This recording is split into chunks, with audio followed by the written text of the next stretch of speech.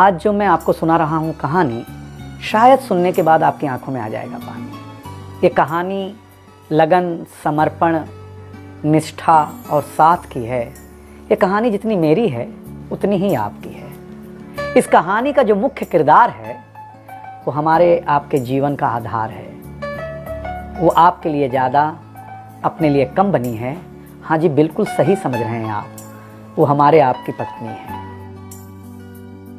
वो हमारी आपकी पत्नी है।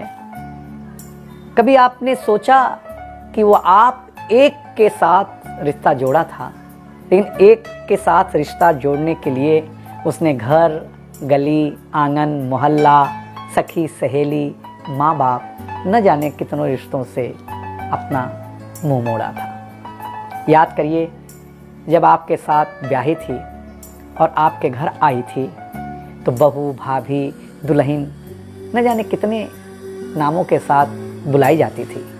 ये सुनकर कि वो मन ही मन मुस्कुराए जाती थी। घर के सारे लोग उसी के भरोसे रहते थे। शायद इसीलिए अंग्रेजी में हम उसे हाउसवाइफ कहते थे। कुछ ही दिनों तक उसने दुल्हन होने का आनंद जिया। फिर झाड़ू, पोछा, बर्तन, चूल्हा, चौका, इन सब ने उसको जकड़ लिया। रोज हमारे लिए नाश्ते से लेकर खाने तक कुछ खास रखना, हमारी लंबी उम्र के लिए न जाने कितने उपवास रखना। कुछ महीनों बाद किलकारी गूंजी तो सारे ख्वाब सजे।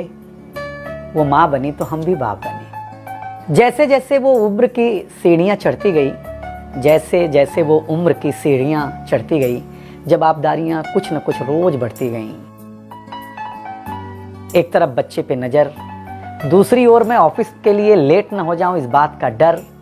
सब कुछ बराबर हो, कुछ रह न जाए, और इस बात पर भी ध्यान कि गैस पर रखा हुआ दूध कहीं बह न जाए। घर वालों की फरमाइशों का चूल्हा जो एक बार चलता, घर वालों की फरमाइशों का चूल्हा जो एक बार जलता, तो कब सुबह, कब शाम, कब रात हो गई उसे पता ही नहीं चलता। इन व्यस्तताओं के बीच समय का चक्र कुछ इतना तेजी से चला, मुन्ना कब मनोज हो गया, मुन्नी कब सुमन, पता ही नहीं चला। अब तक जो था प्यार, अब उसने अपना नाम बदल करके रख लिया था तकरार। बेटी को लेकर के कहना कि कुछ ज़्यादा ही मन बढ़ा रखा है, तुम्हारे प्यार ने इसको सर पे चढ़ा रखा है। अब तो वो मुझे भी देने लगी थी ताना, अब तो वो मुझे भी देने लगी थी ताना, ऑफिस में ही रहा करो ना, 2-4 घंटे के लिए घर के आना। शादी के इतने दिनों बाद भी आज भी हमें सुनना पड़ता है कि न जाने कौन सा पाप किया था जो आपके साथ ब्याह किया था। और ये तो रोज की थी कहानी। कितना जोर से कहना कि घर के सारे सदस्य सुन लें कि एक दिन बीमार होती हूँ ना, तो एक दिन बीमार होने पर किसी को कोई देता नहीं है एक गिलास पानी, लेकिन जैसे ही उसे आपके तबीयत खराब होने का होता आभास, आकर के बैठ जाती थी आपके पास। याद तो होगा ना, वो मीठी बातों के साथ माथे पर विक्स लगाना और साथ में कान में यह भी कहना कि कल सुबह अगर अच्छा ना लगे तो फिर ऑफिस मत जाना। लेकिन एक दिन समय ऐसे मोड़ पर ले आता है जहां बदल जाता है जिंदगी का ताना बाना। थाली में रोटी रखते हुए उसका ये कहना कि बेटी जवान हो गई है, क्या अब लड़का भी मुझे ही ढूंढने होगा जाना। शादी तय हो जाने के बाद एक एक रुपया जोड़ना, पैसे कम पड़ने पर खुद का कंगन तोड़ना, सब कुछ हो जाएगा मुझे ढाढ़स बढ़ाना, सब कुछ हो जाएगा मुझे ढाढ़स बढ़ाना। विवाह का गीत खुद रोते हुए गाना। याद तो होगा ना आप लोगों को ये गुजरा हुआ जमाना। कुछ समय बाद जब हम जवाबदारियों से मुक्त हो जाते हैं तो कुछ ज़्यादा ही धर्मयुक्त हो जाते हैं। उम्र के अंतिम पड़ाव पर हम बीमारियों के बीच जीने लगे हैं, बिना शक्कर की चाय पीने लगे हैं। लेकिन सच ये है कि जब तक हमारी आपकी पत्नी साथ है, चाय मीठी हो न हो, लेकिन ज़िंदगी में पूरी मिठास है।